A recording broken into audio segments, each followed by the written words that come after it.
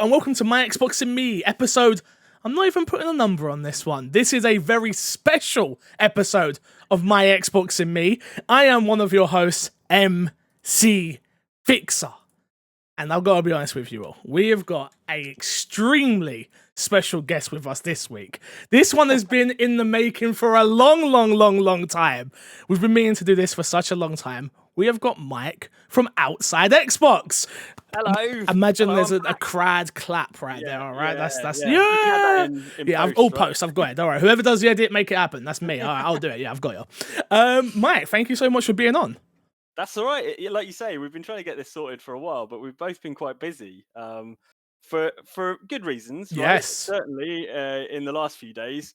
But yeah, it's been pretty crazy. It's about it must be years. I don't know how many years. Since which is that's the crazy thing about all this is like our story is, if you want to know how me and you met, go and check out the last episode we did of My Xbox and Me, which is on my personal YouTube channel, youtube.com/mcfixer, where you're watching this video. I'll get into the rigmarole a bit later, but yeah, so we met, we've been speaking, we see each other at events. You had me on yeah, I miss events so much. Yeah, I'm someone who likes to stay indoors normally, but you know when that's taken away from you, you're like, oh, but now I don't see anybody.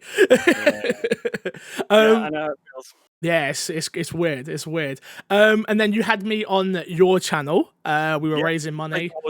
That was good. Yeah, and we played some Warzone. I tried to teach you the ways. Oof, it was rough. I was bad. Yeah, I was bad. You weren't just carrying me; you were dragging me. I was trying. I was trying.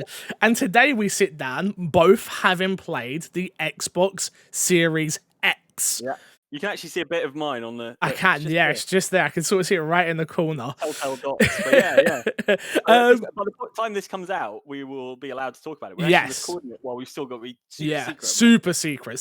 That's why even with questions, I was like, if you've got questions, ask, but you're not going to know when.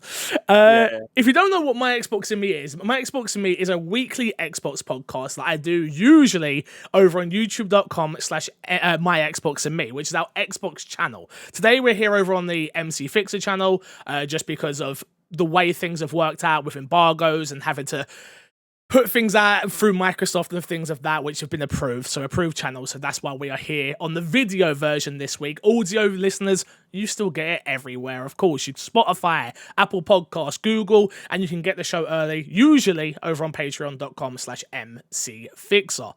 There's absolutely no rules this week, Mike. It is just me and you talking all things Xbox Series X. Yeah, so my review will be out by the time people are listening to this. You guys don't really do reviews, right? So... Not so much. We're doing sort of list videos and things like that. So we've got some list videos. I'm still editing mine, actually. Yeah. But we're going to do some live streams and things. There'll be lots of Series X content on OutsideXbox, obviously, because we're an Xbox channel and... it's a big deal for us, absolutely. Honestly, we were talking about it just beforehand, but to be a part of, it feels like the inner circle, but just to be a part of the industry and really feel like I've in quotes, as people keep telling me, made it.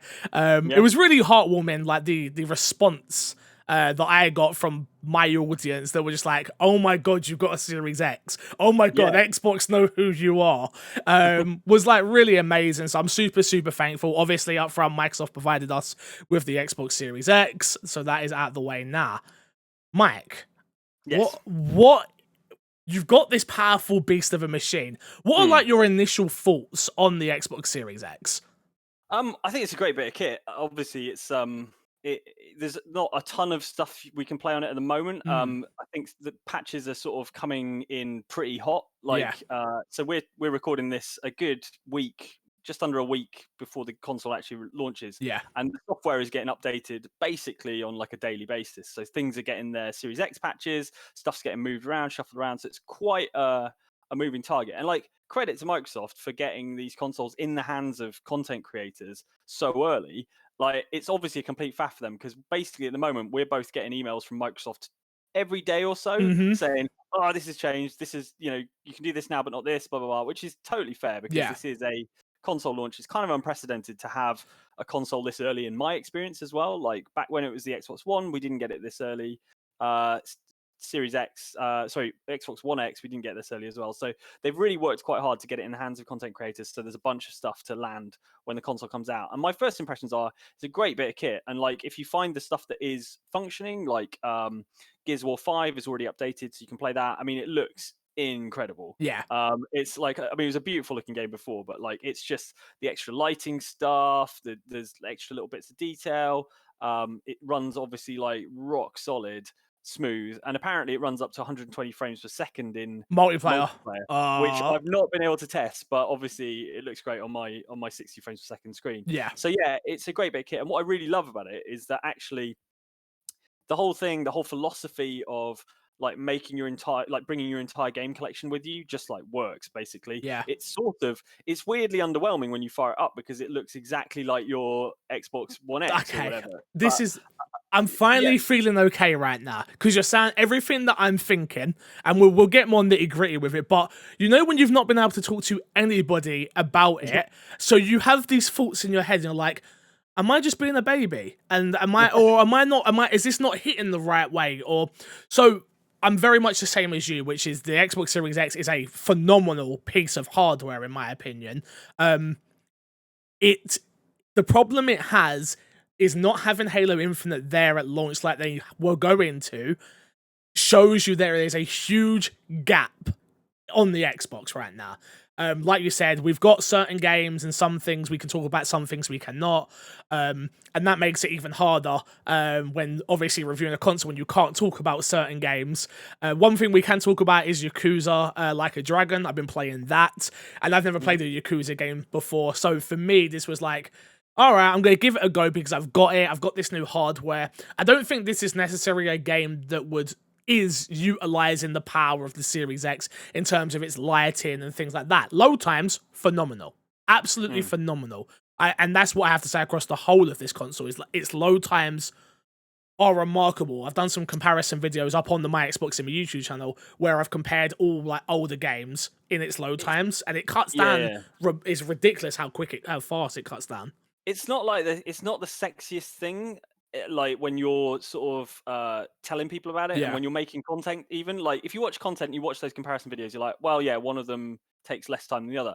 But when you're actually sitting there and you're waiting for the game to start, it makes such a difference when it just loads straight in rather than sitting there watching a bar fill up. Like the quality of life improvement that it represents is actually really massive. It's that you hit the nail on the head there, which is when you said as well about it being underwhelming in a way, which was like, I felt like that when I was playing it, because it's like, it's the same dashboard and it's the same games that I'm already kind of playing, Gears and Gears Tactics I played on PC. So all of these new experiences for a lot of people, which I know, woe is me, I've already played all these games, but like for new experience for a lot of people, I've already had the ability to play on other ways.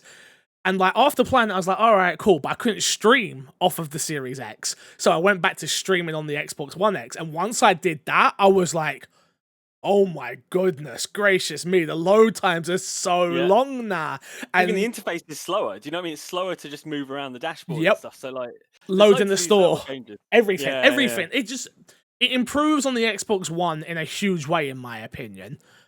But without the software there to really show off what we want to see, and like you said, patches for other games that are cross-generational and things like that, it's really, really hard to go, you have to buy an Xbox Series X. I can't do that. I generally cannot say that to people because you've got an Xbox. If you've got an OG, like an Xbox One, like the VCR, I think you're going to think this machine's Superman, in all honesty. But if you're coming over from an Xbox One X, which a lot of my audience is, we're an Xbox podcast, we're probably the hardcore of the hardcore. The people that listen to this, they probably do have an Xbox One X. It feels like more of a PC move of upgrading, but it does have, but it does have a little bit more to that. Like, I'd love to touch on oh my god, Quick Resume. Quick Resume to me is probably the Xbox Series X's most next gen feature. Because it does something that my Xbox can't do. It can store games in its SSD, and you can switch between. I got about 4 of them working at a time before it Nice. absolutely just was like, nope, we're not doing this anymore. I went for 10, and it was just like, you are going to kill me. I'm like, no, no more, no more.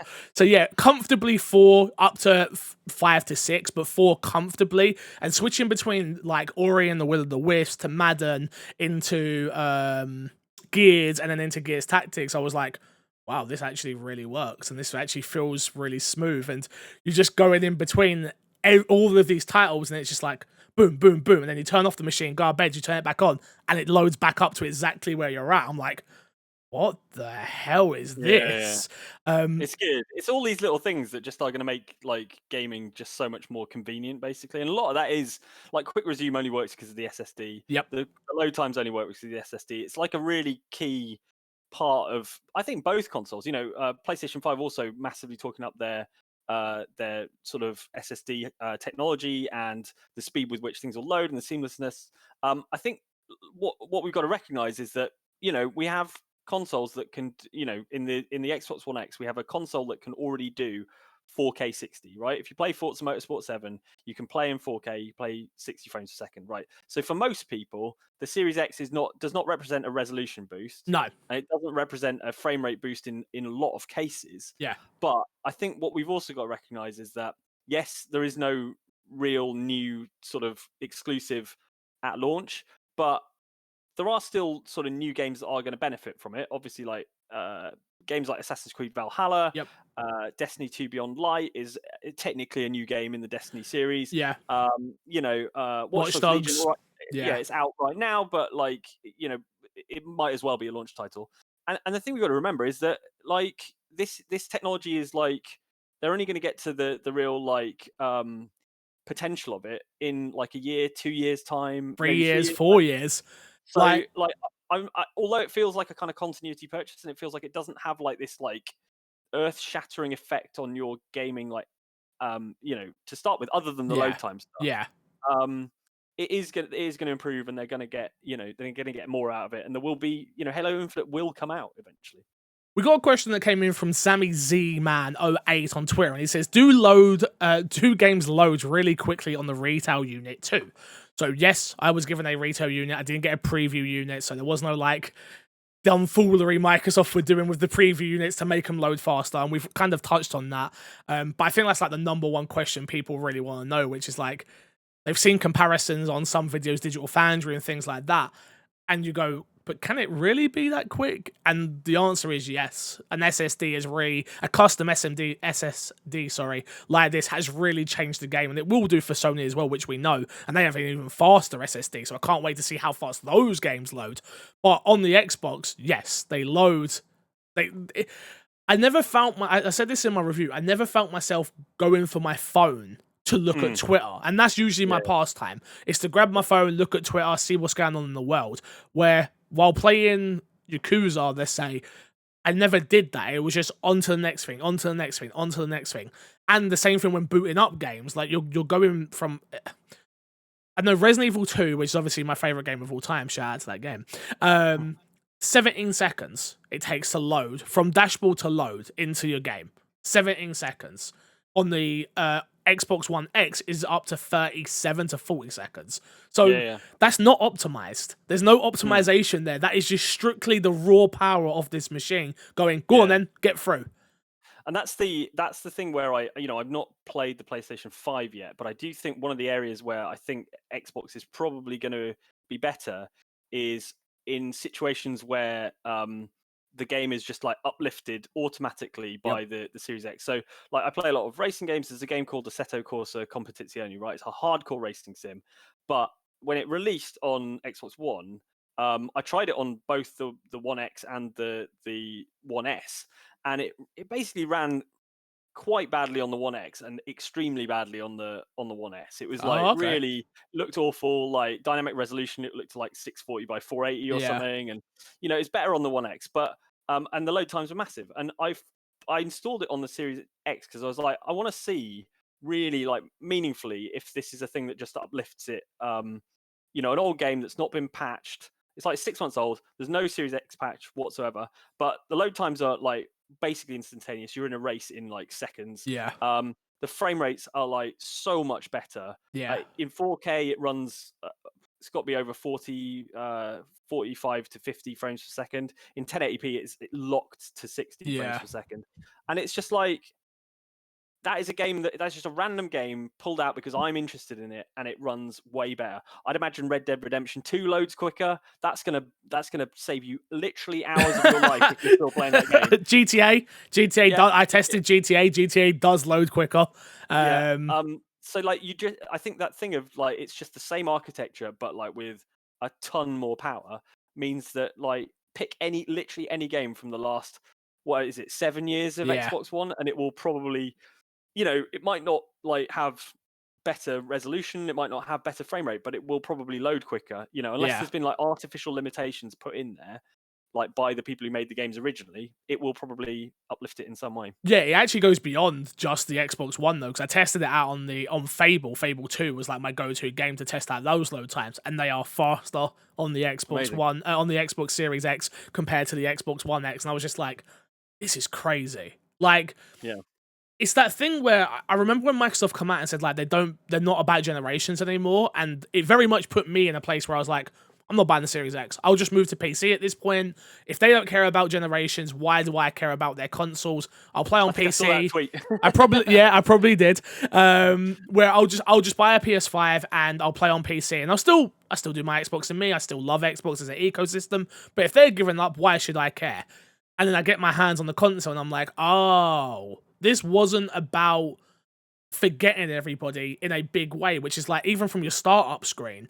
You literally download, I don't know how you did it, but you can download the Xbox app and literally log into your Xbox Series X pretty much, and your profile's there, your settings are there, everything previous on your Xbox One, doesn't matter if it was X or just normal one, goes over. You're done. Perfect. Sorted. It's the most like accessible in terms of controller. Your accessibility controllers all work on the console. Every piece of accessory that you have is backwards compatible. You can do keyboard and mouse on certain games that are compatible. It's weird to have a console come out. We've not had a console that comes out and just works. Yeah, like the Series X does that. It reminds me of, and it's clearly where the technology. It's clearly what they had one eye on when the technology was. Was being designed and built and sort of engineered. But like a few years ago, I had my like iPad stolen. Yeah. And I bought a new one, and it gave me the option to just like refresh all my settings. And so I did that, and it took a while, but it sat there on the Wi-Fi, downloaded everything. And then when I booted the iPad up, it was like exactly as I'd left it just before it got stolen. And I'm like, I almost haven't learned my lesson here. It's just like I've got another iPad. I'm probably going to end up leaving my bag somewhere in a pub, again. So, to be fair, it was stolen from under the table. I didn't just leave my bag in a pub. But you're forgetting that I got robbed for all my camera gear by leaving it next to me. That's true. Yeah, trust me, I understand. It's a horrible feeling. But my point is, it's a much more like phone-like experience. You know what I mean? It's like a phone upgrade. It feels like a phone upgrade rather than a console generational thing. But that's fine. Which is for better or worse. It's for some people, I think it's that familiarity that they're going to love, which is I don't need to stress about jumping through different menus and learning that system. For me, I hate it. I hate buying an iPhone every year because I don't feel like it feels new enough. It runs better. Fizz. No. Yeah. And I think that would have been, honestly, like you say, that would have been solved with one like really big bit of software. Yep. Like if Halo Infinite had come out on launch with Xbox Series X, and it looked like far and away better than anything, including Gears 5, which looks great, but obviously that's a game that looks great on the One X. I think would have felt more special. And I think, Sony, that is where Sony, fair play to them, have nailed it this generation, because they've got Demon's Souls, which looks amazing, incredible. Yep. And they've got Miles Morales, which all right, it's based on a previous game, but they've done it. They've clearly done a lot with it. It's what Gears needed to do. They've come out and said they're doing that story DLC with Gears 5. That needed to be ready at launch, and that would have been enough for me because I'm a huge Gears fan. So if you would have given me a new piece of story DLC to distract me from the menus in a way, because what happens is I'm jumping in and out of menus more than most people probably. because I'm testing a bunch of stuff. But if you just gave me an experience that I was going to play for the next 5, 6, 7, 8, 10 hours, I would have been like, oh, yeah, my mind wouldn't have thought about it as much. But because I'm jumping into Madden 21, Ori, whatever else, I'm more thinking, oh, yeah, it's the same. It's the same. It's the same. I think it's definitely like partly, I'm absolutely not complaining, but it is partly the fact that we have been furnished by Microsoft with a lot of stuff to test. Yes. Right? So, like, it's really easy to be sort of kind of scattergun about it, Yep. because we're trying to come up with a sort of verdict on what the console can and can't do, and so I think what will happen is, after this like mad rush of this week, and we are right in the middle of it. Yep. Like, as we record this, like, it is right in the middle of all this stuff. I think actually, once your gaming returns to a kind of almost routine, normal, that's when it'll be like, normal what you're doing. That's when it will sort of start to make more sense. But yeah, I think Microsoft put all their eggs in the Halo Infinite basket, and unfortunately they had to put the brakes on that quite late in the process. Yeah. So we are where we are, but like, I think fundamentally it doesn't change the fact that it's a great bit of kit. And actually, if you were never that bothered about Halo, but you are excited about Assassin's Creed or Watch Dogs or Cyberpunk, for example, like, those for me are the big, like, next gen games. Piles, yeah.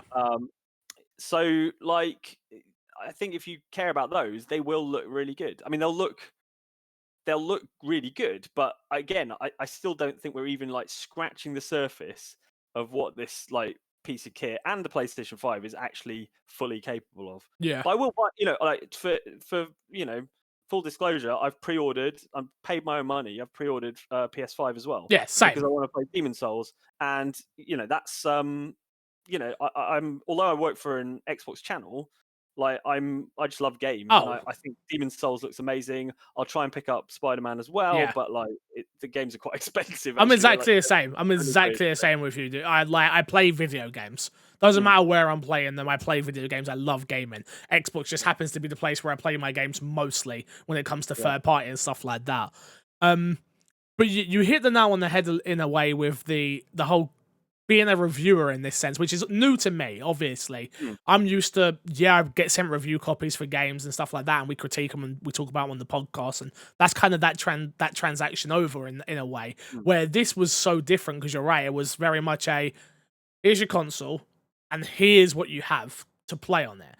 And it was like, oh, am I meant to review it and one person? Like, my Xbox and me is a team, obviously, and it's weird that we've got someone in America, we've got people in America, we've got me here, we've got actually everybody else on the team is American apart from me, and which is weird. But it's like, I can't do all of these games, so it's more like a pick a mix selection for me at the moment, where I'm like testing this out. Or Gears 5, did you get to try out the big head mode on Gears 5?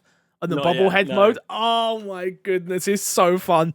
So fun. Like, playing through that story again, I'm like, I didn't really want to, I was like, oh, am I really going to be bothered to play through this story again? And now I'm like, just to play through it, and it look, I won't spoil it for you, but just to see it is...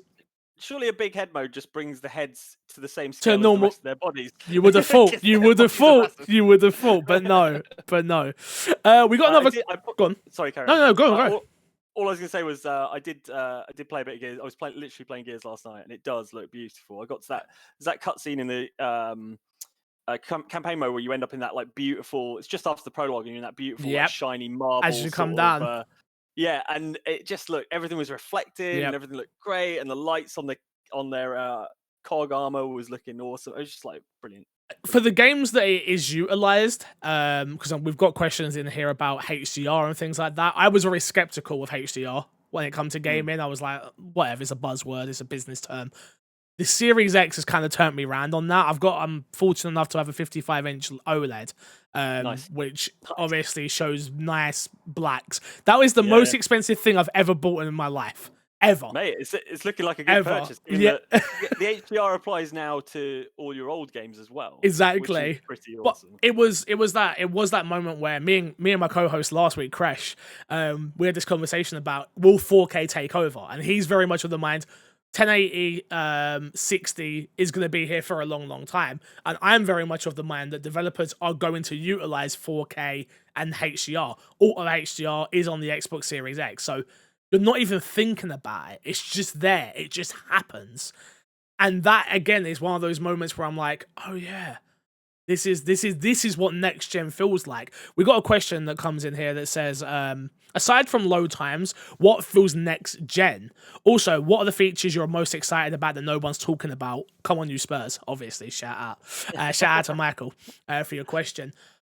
The next, again, it's one of those things where it's a lot of little things that make this feel next gen, more than just one overall. I think by looking at some of the stuff that's come out about the PlayStation, it's low times is on the top of everyone's tongue when it comes to PlayStation. Where with the Xbox, I think it's a more well-rounded package, which is your games are there. If you owned anything, it is there. It works. Backwards compatible. No matter what game you want to play on this system, it is there. Dolby Atmos Sound, HDR, Auto HDR. It's a lot of little things that build the Xbox Series X to me into what is next gen. It's not just the most next gen thing to me is quick resume. Just because my PC, which is, I think cost me like a long time ago, but cost me nearly $2,000 a long time ago, that can't do this. But a £450, $500 system can load multiple games at one time. So that to me is the next gen moment for me. Have you got one that comes to mind, or?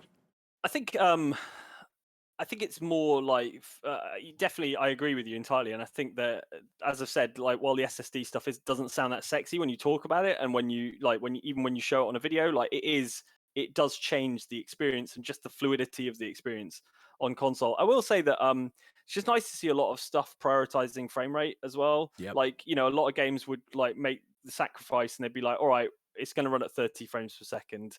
It's going to look nice in 4K, but it will be 30 frames per second. Now, I played a bit of Fortnite. Fortnite just runs at 60 frames per second, just fine in 4K. A lot of stuff that, for example, even Xbox One games suddenly feel like next gen because their frame rates are just like rock solid. And it's like, I think it's one thing to be like high frame rate, but it's another thing to be like steady and smooth and no frame rate drops. Yeah. And it just makes, that's what you say. Like solid is the word because it just makes everything feel like more robust and more, like quality. It feels like to me, I don't know if you agree, but like it's like you said, you have said it before. You've said it on this podcast, which is we're just at the start of it, where like obviously the console can do 120 hertz or 120 frames. That's not why I am excited for it. I understand why shooter fans and fighting game fans and other people would be excited for that. But you're right, where it comes to 60 FPS in 4K doesn't feel like the end for this console. Which is weird because we're used to getting the next iteration. Like in my head, I can't think of what the Series X, which I'm glad I'm not thinking about it, considering we're just getting these and people are just buying them. But what could the next iteration, the 2.5, the 1.5, the 1.0 iteration of this console be? Like it's going to be smaller, obviously, because everything gets smaller, but load times are even faster. Yeah. Okay. I think it's like I'm sure they've got very clever people who are employed to I'm a dum-dum. It's definitely not me. But like on this box, it says 8K, right? Mm-hmm. Like now, I can't imagine we're going to see a lot of 8K games this generation because no. there's not a lot of 8K screens out there. They're massively expensive. Yep. And B, like while it could do 8K, you'd need a game that was able to, because it's 8K is like 4 times as big as 4K. That's how resolutions work. It's across the like diagonal. It's a multiplication of 2. So 4K is 4 times 1080p. Yep. 8K is 4 times 4K. So just like, I know it's not this straightforward, but like a game would have to be running at 120 frames per second in 4K to run at 30 in 8K. Yeah. Right. I'm sure it's not a 1-to-1, but that's roughly what you're looking at. So I can't see that there'll be a lot of 8K games this generation. But also, when I think about 8K, I'm like, how close to an 8K screen do you have to be sitting to see the individual pixels? Yeah. Right. Like, and and how close do you need to be to a 4K screen to see the individual pixels? Like if you're sitting, roughly a couple of meters away from a 4K screen, that's resolving like sharper than your eye can perceive. So There's a reason I wear these glasses. I sit on top of TVs. Let me tell you, for a living, that's my job to sit on top of them. I've got a 4K screen like a meter away, but my point is, no, I know you're Sam. Like, it feels like the resolution certainly doesn't feel like the battleground this generation. No. You know, we've had 4K consoles before. Frame rate is sort of the battleground, but to levels that most people can't actually run on their screens. Yeah. So, like you say, I don't know what you do to improve it, and it's going to be something that we haven't thought of, but something like the SSD thing, where, like, if you'd asked me when the One X came out, how do we improve this? It wouldn't have occurred to me to say, can we just make the games load a lot quicker and fast switch between them? But there'll be something else that is like, you know, who knows? Who knows what it'll be? But that's the exciting thing about games. You know, they're constantly surprising you, and you know they've got some very clever people out there working this stuff out. So shout out to the clever people, because it ain't me. It ain't me. Lloyd Farrell says, "How fast is a disc install? Did you use any discs on yours?" No, to be honest, I hate discs, and I'm like so glad that I just barely have any anymore. Like you know, almost all my Xbox One games are digital.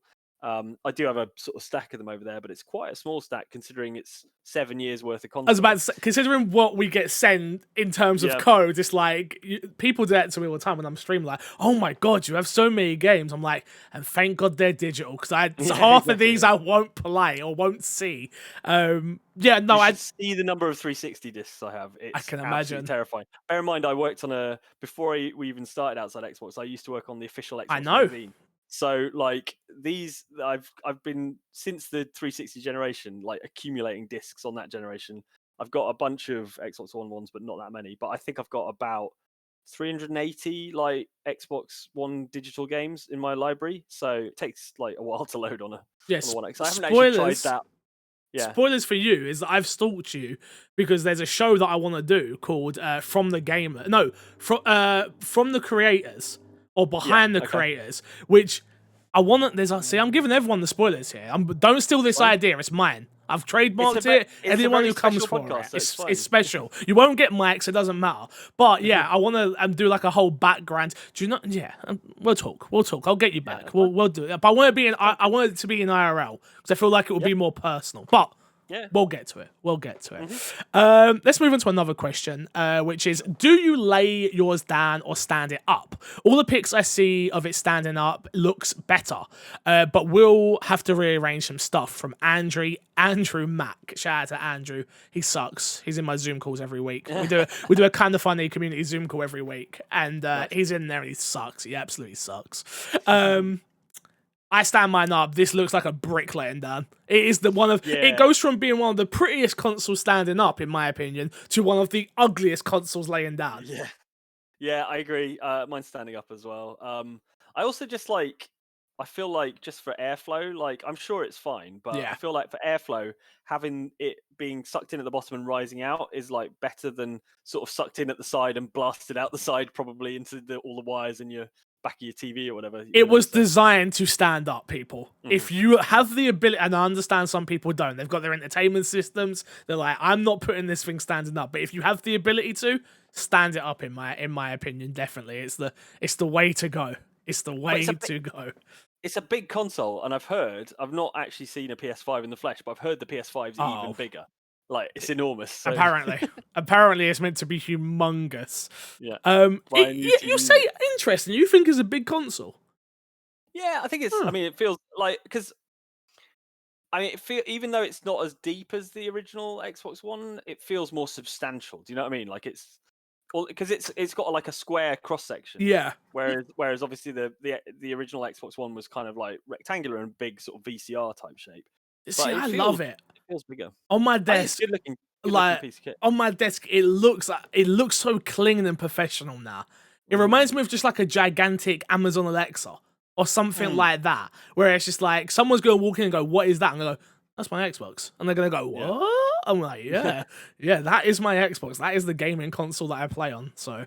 Yeah, it feels hefty and substantial, and it's a solid piece of kit. This thing, so we had a few people ask this question, which was about accessibility and things like that. All of the accessibility options, I can answer this. All the accessibility options that were there previously are there from day one out of the box. So for anyone who needs text to speech or magnifier or the adaptive controller, things of that nature, it is all there. None of that is changed. So no need to worry on any of those. There's only a couple of things that are missing actually, and I've checked this out. First of all, is obviously Kinect.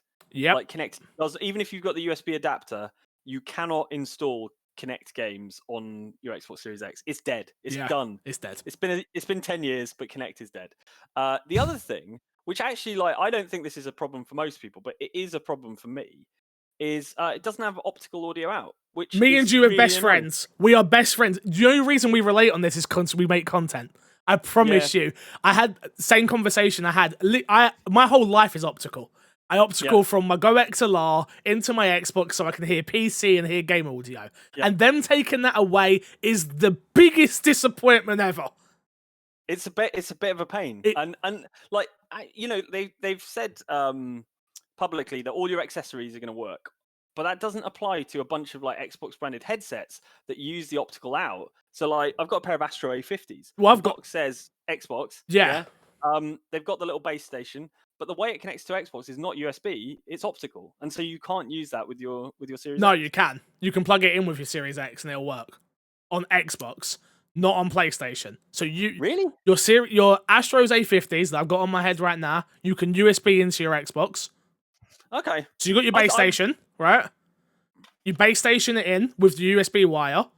Oh yeah, I suppose it does have a switch. It has the switch that goes to Xbox. You turn that on, and then what I've had to do, which I'm doing currently, I sat there for 4 hours trying to figure out how to figure this out. So trust me, I got you. And then I've had to AUX cable. You can talk me through the IKEA instructions. I've had to AUX cable into it. It's just like, this is ridiculous. Just give me back the optical. Give me back the optical. Absolutely ridiculous. So you can still use it, but optical out would have been useful, particularly because like I've got like a Sound Blaster like sort of amplifier and things. That's like a really nice bit of audio kit. Yeah. But I was plugging it in via optical. I'll experiment though. I might be able to get it to work then. Fine. I won't complain. But Kinect, but Kinect, you won't have it. You will not have it. I will not have it. Yeah. Have you had any chance? We got a question come in from Dahlgren Invest, who says they've said that steering wheels do not work until the end of November. Obviously, I know you're a huge racing car fan, big into your racing. Have you had any chance to try out a steering wheel or anything? Yep. Yeah, it worked fine. It worked. It worked absolutely fine. Yeah. I was using probably the most high-end steering wheel it's possible to get, which is the Fanatec DD1, which actually, like, the unit I've got was branded as a PlayStation wheel, but if you plug an Xbox rim into it, it becomes an Xbox compatible wheel. Oh yeah, worked absolutely fine, exactly the same as you would expect on a regular Xbox One X. So it might be just particular games or something, but or certainly wheel support for Dirt 5. Yeah, as far as I know, they've publicly said that's coming later. Got it, yeah. So maybe that's what this gentleman's maybe referring to. Yeah, but to be honest, like I've played Dirt 5. It's out. It's fine for us to say. Like, it's not a game that you want to play on a steering wheel. It's not really. It's not a sim. It's an arcade game. It's a sit back with a controller and play kind of game. So I wouldn't worry too much about wheel support not being in Dirt 5. I love driving games with a wheel, and I wouldn't play it with a wheel, I don't think. Yeah, I played the Xbox One X version. Mm-hmm. It's fun. Yeah, it's a fun game. Yeah. It's fun. It's not wow mind blowing, but it's not. Yeah. It's fine. It's fun. I'm sure it will look nice on Series X. Yeah. We haven't got the final version, the Series X version yet, so we can't really comment on that. But I'm sure it will. I'm sure the lighting will be great, and it's got what that game has is a bunch of like really cool weather effects. And sort of transitions from sort of sunset to kind of rain and snow and things like that. Yeah. And I think those will look good with a bit of like if they've got ray tracing in there and they've got like the sun shafts coming through the nice. You got the I will quickly say I got a toolbox from Dirt 5. Nice. But yeah, it's I think if it's got those ray tracing like sunlight shafts and stuff, I think it'll look quite cool. Yeah, no, I do. It has the ability to be. It has the ability to be something special. on the Series X as a set piece tone. You know what it's like with racing games. You especially know, like that's the game you a friend comes over, which obviously friends can't come over right now. So you're explaining to a friend through Zoom call that you've got this new console. It's like, oh, what you planning? You want to be like, I'm planning. I personally think you want to be saying, I'm playing Forza, and it feels like this because I think Forza is one of the best racing games, sim and arcade, out there. So I wish we had one for launch, but yeah, man, it's it feels weird not to have one because normally Turn 10 are like right there with all the technological stuff. But I've just got to have faith that the reason it's not here for launch is they're doing something really special with it, like graphically and in terms of the simulation engine and stuff. Like it's a game worth waiting for if it's going to be incredible, and I think it probably will be. But they've upgraded Forza Horizon 4. I've not actually had a chance to properly try it with the Series X thing. I'm not even sure if the patch is ready yet at the time we're recording this, but that'll look great. I mean, that'll be running at 60 frames per second in 4K. Yeah, and that's a gorgeous looking game anyway. And the Horizon games are just brilliant fun. But it's a shame we've got to wait a bit for another Forza because, like you say, that is it used to be the launch game you'd show off was the racing game because like racing cars always look shiny and nice, and the better the console, the shinier and nicer they look. But Dirt 5's, I don't think Dirt 5's going to be like a like graphical showcase in that way, but it is like from what I've played of the One X version, it's atmospheric. Do you know what I mean? Like when the weather rolls in and stuff and the lighting changes, it's got a certain like pleasing like aesthetic to it that I think people will kind of get into, and it's a fun arcade racing game. Like I reviewed it for Top Gear. It's like it's not gonna blow you away, I don't think, but it is like good, solid fun, and it will. I hope it will feel next gen-ish if you play it on the Series X. I hope. We can't say, but we hope. We can only hope for you. We can only hope. We'll find that soon. Check Mike's Twitter. We'll be waiting for the comment, and I want you to say you were hoped, you were right. There you go. That's all we need. That's all we need. All right, cryptic. Is there anything we've not touched on when it comes to the Xbox Series X that you think people need to know about the system? I think the controller is. Oh, good. Of course, the controller. It's weird, right? It's an iteration. Yeah. I do think Sony are trying some more interesting stuff.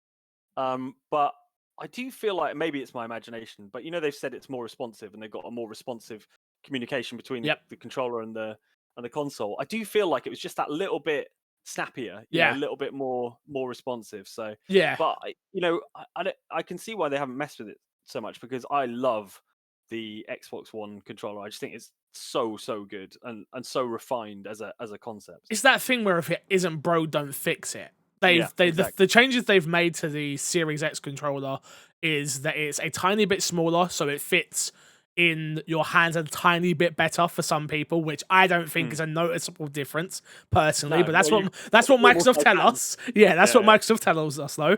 Obviously you've got the share button, which again is just something they've copied from PlayStation. Not something again, it's that weird thing where like as content creators, we're not using that button. We're creating content, so we're using our capture cards and things like that. Although to be fair, I must admit, like that's one of the main things I used to Connect for back in the day was like you could just be like Xbox record that. Yeah. So if you were playing but you weren't creating content, and something hilarious happened, true, you could just be like Xbox record that, and you'd get a 30-second clip. But share buttons it's not a big like revolution. It's not like the PlayStation 5 has these haptic triggers that have like varying resistance and stuff, which like really interesting for a racing game. Like if you aren't going to be playing a racing game with a steering wheel, it's going to be really interesting to see how those like haptic triggers are useful. Yeah. And I've heard the rumble is like really precise, but like how the Switch rumble is like has got that real with the ice cubes. Yeah, where you can feel how many ice cubes and stuff like that.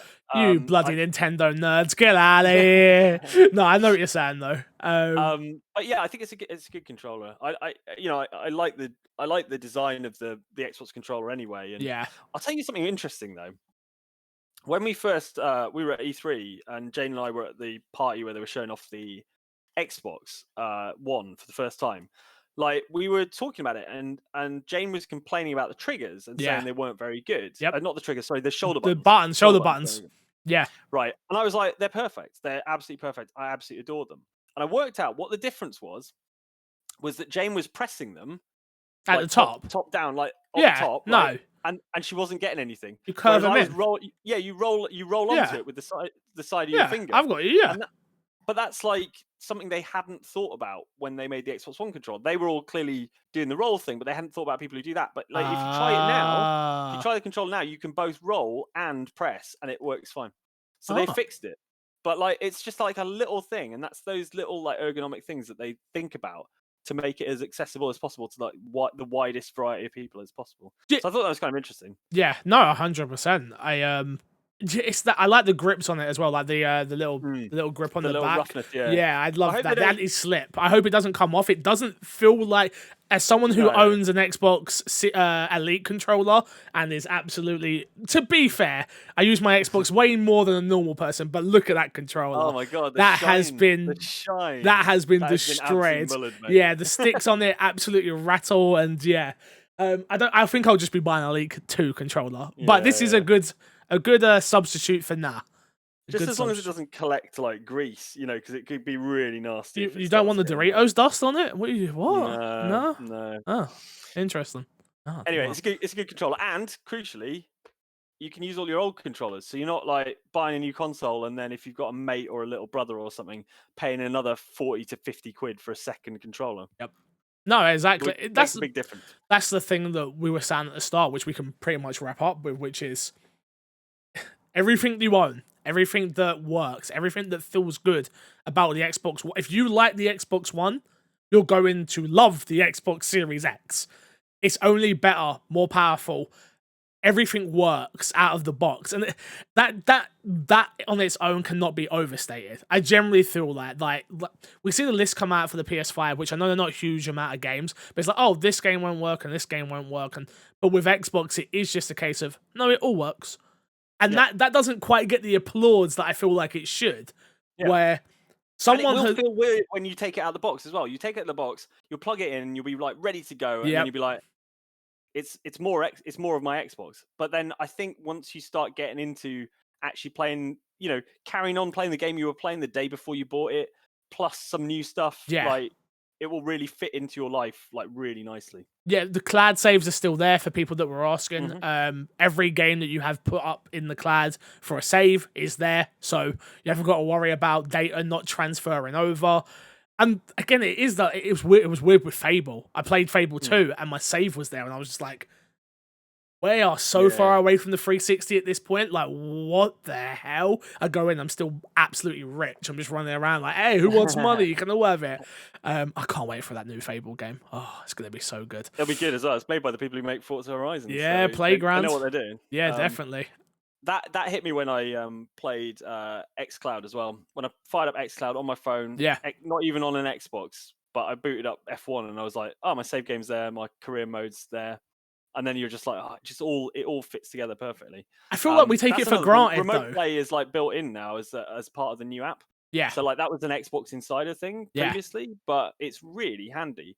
Like you can remote play to your phone, and if you get like a 10 quid plastic like controller holder, I've got the clips. Yeah, the clip. You Bluetooth it to your phone, and you can be playing your entire installed collection of games, including all your Game Pass ones, because everyone's got to buy Game Pass, obviously. And they're just all there, and you can just run it while someone else is watching something on the TV or whatever, or you're on bed, on the potty, or in bed.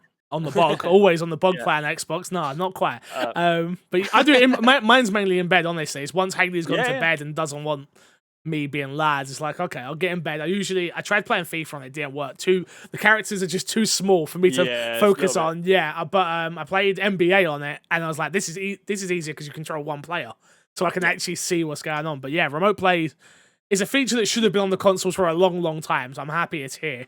But yeah, it works. It works really well. Yeah. That's the weird thing about this console, where it's like, Fixer, what do you think about the console? It works. It's better. It's more powerful. It just fits straight in where it's like I said, it's a continuity thing. It fits in straight where you left off. No change, but you just no change, but so much change. It's weird. But it's just got a ton of horsepower in there, basically. And really fast load times. So I love it, man. Like I'm looking forward to like you, because we've been streaming and things like that. I've had to have my One X still in service. Yeah. Do you know what I mean? But I cannot wait to just like jettison that thing, stick it somewhere else. Yeah, I got rid of mine. It's done now. Yeah, and just start using this as my main Xbox, basically. So, yeah. Obviously, can't give thoughts on the Series S, but there are a bunch of creators that can. You've got Mr. Midas, you've got a bunch of... I've all tagged on my Twitter. Go and check all of them out. They have all got Series S's that you can go check out their content, so you'll be able to see that on their channels. I'll actually put them all in the description below as well as... Mike, let's plug and get you out of here, sir. What have you got to plug? Where can people find you? I didn't even bother to introduce you this way, because everyone knows you. I know you, everyone knows you. You've been on YouTube for such a long time, and you're a fantastic gentleman. The old man of the internet, basically. I mean, I didn't want to say anything. No, it's good. I am at OutsideXbox on YouTube. Obviously, we do a lot there. We also have Outside Extra, which is our sister channel for your PlayStation 5 and Nintendo needs, and some PC stuff as well. We just create content over there all the time. Various other little bits and bobs. I do the game reviews for TopGear.com. So if you want to read some things I've written rather than hear my voice, which I totally understand, that stuff's on there as well. But yeah, we're just out there making a load of YouTube channels, and yeah, it's fun. Some of the best in the game. You undersell it. You was like, oh yeah, we do some list videos. You make the best list videos. Wow, yeah. I feel like you're the originators. Honestly, when it comes to list videos on YouTube, you are the guys I watch, Resident Evil characters and things. I'm like, yeah, I agree with these lists. These are some, and then there's always one where I'm like, what? You put that on there? Get the hell out of here. We got started with those list features early doors. It was definitely not it was not a sort of oh, other people are doing it, we should do it. It's more this is, people like lists. They like, that way of arranging content. And yeah, since then they've blown up as a format. They're hard work because you've got to do a lot of writing, a lot of research, and a lot of capturing. But I think they're worthwhile, and they're good videos. And we've got hundreds of them now. There's a list feature playlist on our YouTube channel, and you just stick that thing on and binge watch it, mate. You'll be there for days. days and days. But yeah, it's cool. We have a lot of fun. It's hard work during the lockdown and the pandemic. Obviously, we're a team, and we're a team that can't get together at the moment, so we're doing a lot more streaming and a lot more remote stuff. But I think the content's still good. It's still fun, hopefully. So it is. Yeah, I watch. Come check it out. So thanks, man. Keep being amazing. Keep being amazing, you and the whole team. You too, man. And I'm glad that you've got the recognition you deserve, and that you've got your Series X. I think it's really cool. Like I said at the top of the show, it's cool that Microsoft have got this in the hands of creators. This is going to sound patronizing, but grassroots creators. No, yeah, I know what you mean. Self-starting, people who have been making content, particularly yourself, who's been sort of celebratory of Xbox for so long. Yeah. I think it's awesome that they've recognized you. And we went through the dark ages, Mike. Let me tell you, the Xbox One was a hard time to cover Xbox. Mate, we didn't have many exclusives. That's why I'm so excited about the Series X. It's we've got studios now. And I say we, meaning the Xbox for the podcast. Yeah. They've got studios now. They've got games now. They've got first party now. Now this generation is a time to party and dance and blow up. But we'll see what happens. Game Pass, man. We haven't even touched on Game Pass, but I know it's not specific to the Series X, but pick up a Series X, pay your £10 a month, and crack on. So many games on Game Pass, it's such a good service. So. Best value in games by a mile. Yeah, it really is. Yeah. Don't forget to subscribe to this channel, youtube.com/mcfixer, for all reaction content. We do Let's Plays, a bunch of other stuff right here. And if you want more Xbox-centric content, head over to youtube.com/myxboxandme. Yeah, I just stumbled head over. Don't worry about it. And of course, if you are new to this channel, hit the subscribe over there. Go follow me on Twitter @MCFixer. And until next time, I will love you, leave you, and see you all later. Goodbye, Mike. Thanks for coming. Cheers, dude. Thanks for having me.